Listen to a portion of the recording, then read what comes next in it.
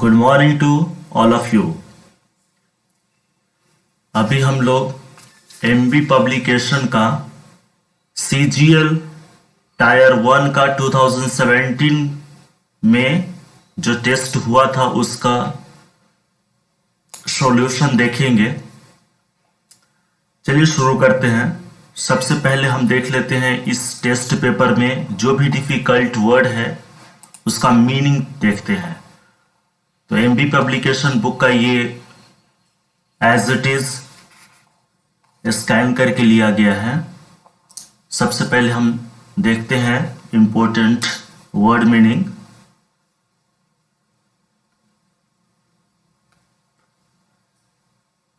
Opulent, what is the meaning opulent? प्रचुर। Gloomy means निराशाजनक। Morose means क्या होता है? उदास, डेट इज ग्लूमी।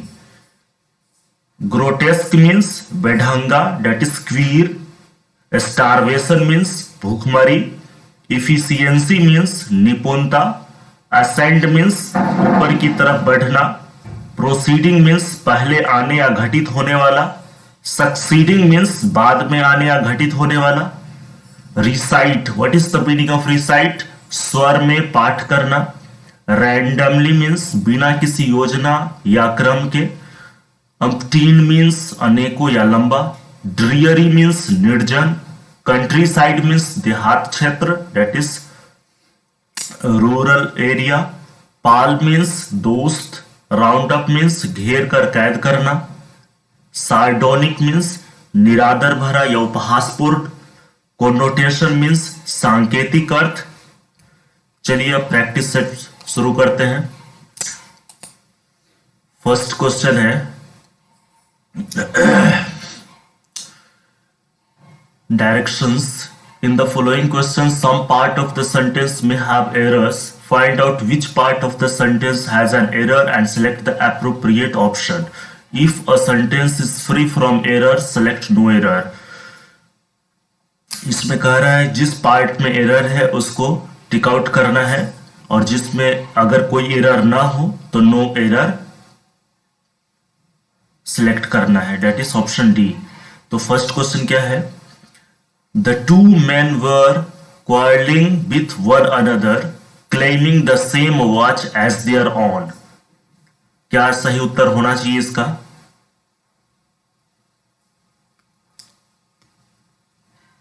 इसमें सही आंसर क्या होना चाहिए?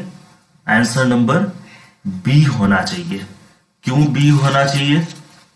बी इसलिए होना चाहिए क्योंकि यहां पर वन अनदर जो लिखा है विथ वन अनदर, यहां पर वन अनदर नहीं होना चाहिए। इसके जगह पर क्या आंसर होना चाहिए? Each other. That's why option number B correct option है। दूसरा क्वेश्चन है, everybody knows that Bhutan is the most peaceful of all other countries of the world।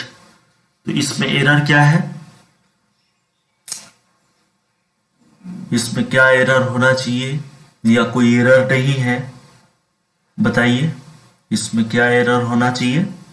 यहां पर ऑप्शन बी सही है। क्यों बी सही है जी?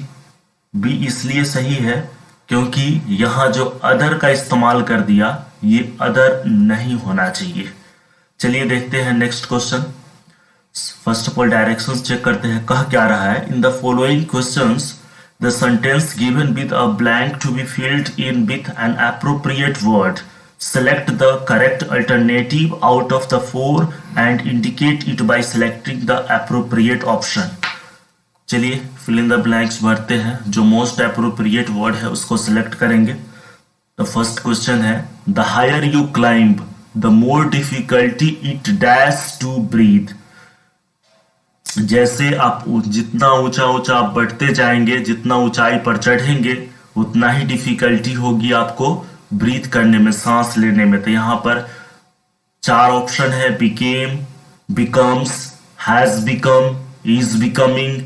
क्या एप्रोप्रिएट ऑप्शन होगा? कौन सा ऑप्शन एप्रोप्रिएट होगा? तो यहां ऑप्शन नंबर कौन सा होगा? यहां पर ऑप्शन नंबर हमारा बी होगा, becomes. It becomes to breathe. Okay. 4 number question. Neha has been crying dash morning. Neha has been crying dash morning. यहाँ पर since morning. Next 5 number. In the following questions, out of the 4 alternatives, each alternative select the word similar in meaning to the word given. 4 alternative में से आपको similar meaning खोजना है, date is synonyms आपको बताना है. तो first of all opulent. What is the synonyms of opulent? Opulent का सिनोनिम क्या होना चाहिए? तो रिच होना चाहिए. फिर मोरोस. मोरोस का सिनोनिम क्या होना चाहिए? तो मोरोस का ग्लूमी हो जाएगा. फिर देखते हैं next. In the following questions, out of the 4 alternative select the word opposite in meaning to the word given. जो वर्ड है उसका ऑपोजिट मीनिंग बताना है, एंटोनिम्स बताना है. तो 7 नंबर क्वेश्चन है आई आर के. तो इसका ऑपोजिट मीनिंग क्या होगा? इसका ऑपोजिट मीनिंग होगा प्लीज. फिर दूसरा ग्रोटेस्क. ग्रोटेस्क का ऑपोजिट मीनिंग क्या होना चाहिए? ग्रोटेस्क का होगा प्लेन. फिर नेक्स्ट डायरेक्शन.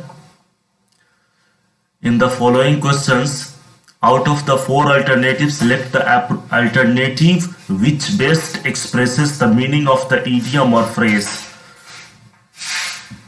ये idiom phrase का जो appropriate meaning है उसको select करना है. To keep the wolf from the door. What is the meaning of to keep the wolf from the door? इस 4 ऑप्शन में से क्या होना चाहिए यहाँ पर? तो 4 ऑप्शन दिया हुआ है, इसमें से होना क्या चाहिए? अवॉइड स्टारवेशन, या क्रैक द डील, या एंट्री प्रोहिबिटेड, या हैव अ प्लीजेंट टूर. यहां पर अप्रोप्रिएट मीनिंग है avoid starvation, means to keep the wolf from the door. फिर देखिए 10 नंबर question, teething problems. Teething problems का अप्रोप्रिएट, इस इडियम का अप्रोप्रिएट मीनिंग क्या होगा? ओरल प्रॉब्लम, या problems at the start of a new project, या problems for quite a long time in adjusting in the new place, या problems of having good dentist. Which is the appropriate option in question number 10?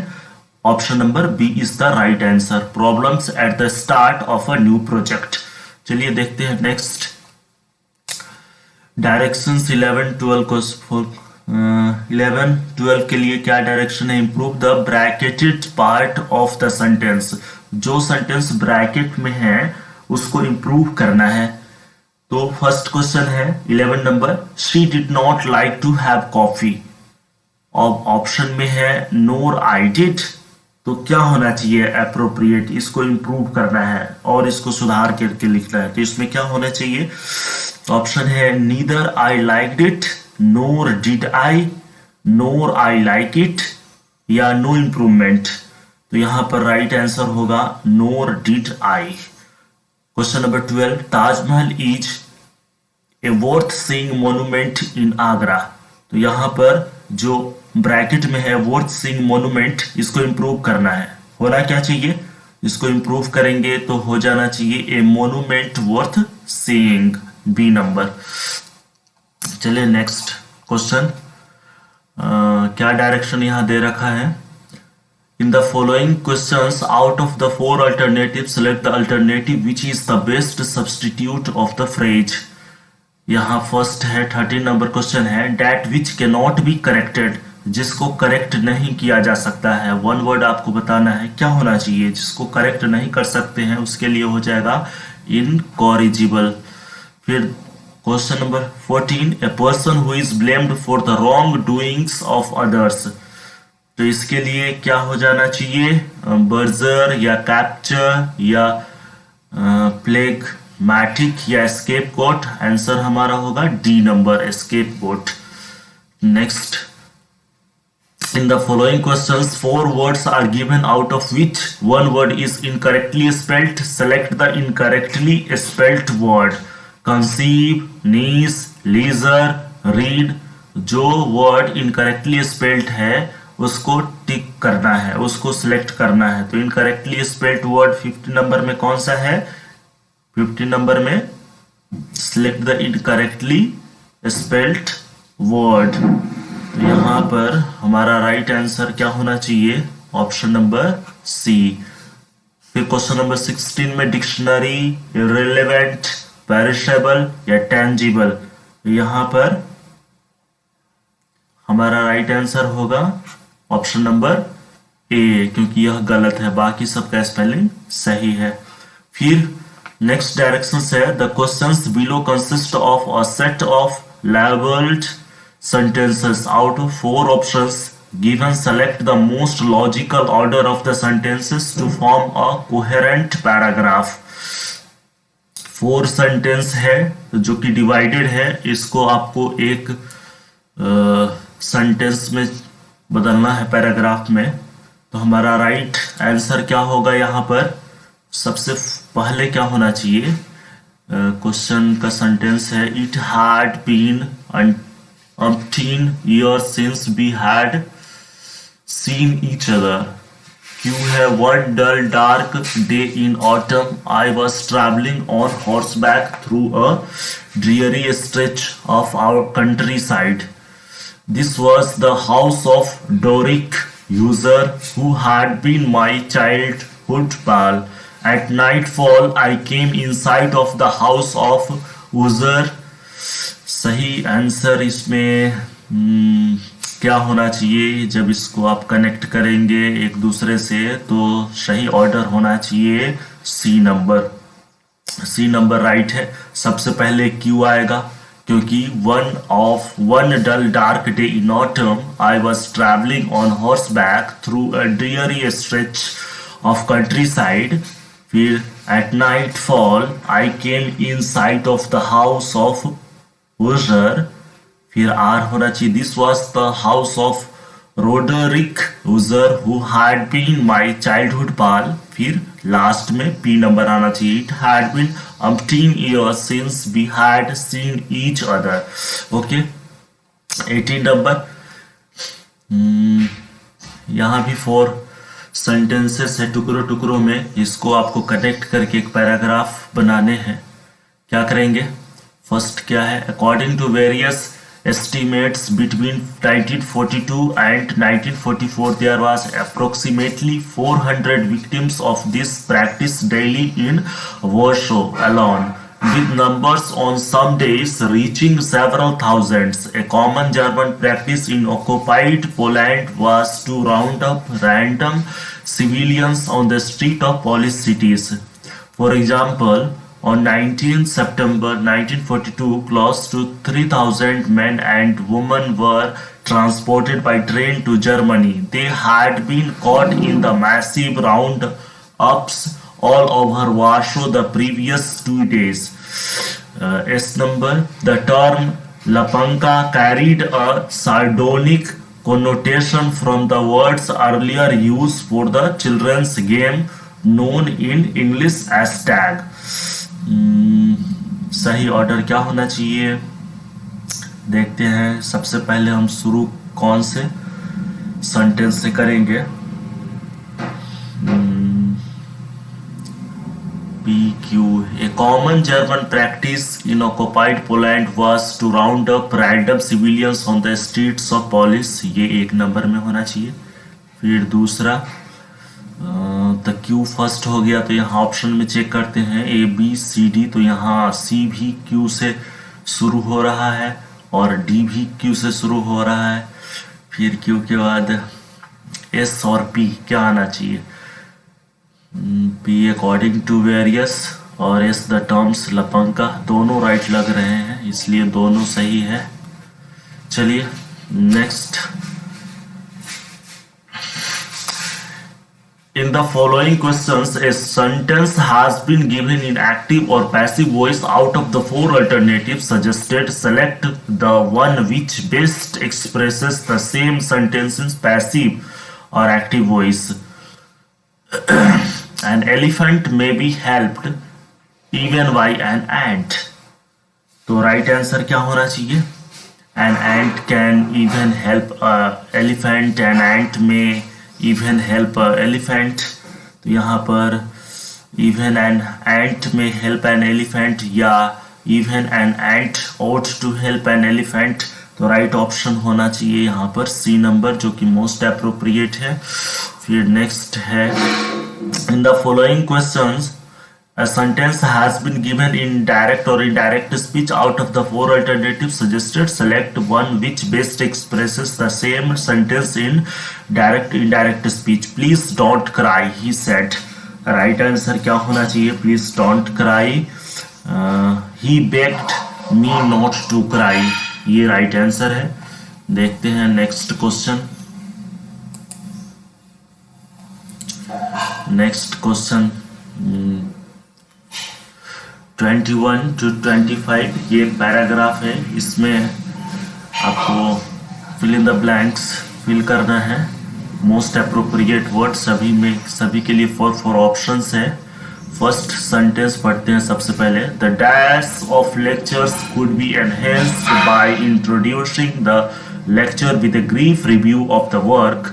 It should also be indicated how the day's lecture dash into the course pattern. The lecture should dash be presented in one unbroken discourse unless exceptionally interesting. A long lecture strains the dash of concentrated listening, causing intermittent wandering of attention and loss of continuity in thought. तो right answer first में क्या होना चाहिए? The dash of lectures could be enhanced by introducing the lecture with a brief review of work. यहाँ होना चाहिए right option. क्या होना चाहिए? ऑप्शन दिया हुआ है कंडीशन, इफेक्टिवनेस, इफिशियंसी और इंटरेस्ट. तो राइट आंसर मोस्ट अप्रोप्रिएट जो वर्ड है वो इफेक्टिवनेस होना चाहिए. The effectiveness of lectures could be enhanced by introducing. यहाँ क्या भराएगा? Effectiveness.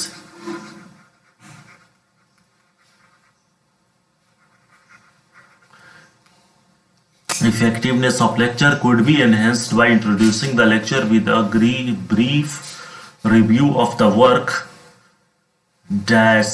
It should also be indicated how the days 22 most appropriate होगा preceding. फिर work preceding. It should also be indicated how the day's lecture dash into the course pattern. 23 में क्या होना चाहिए? Fits. 23 fits lecture how the day's lecture fits into the course pattern. A lecture should dash be presented in one unbroken discourse unless exceptional interesting. A long lecture strains the 24 में a lecture should seldom be presented. A lecture should seldom be presented in one unbroken discourse unless exceptionally interesting. A long lecture strains the dash of a concentrated listening, causing intermittent wandering of attention and loss of continuity in thought. 25 number में जो most appropriate है वो capacity है. In this way we have completed the test paper which was held in 2017.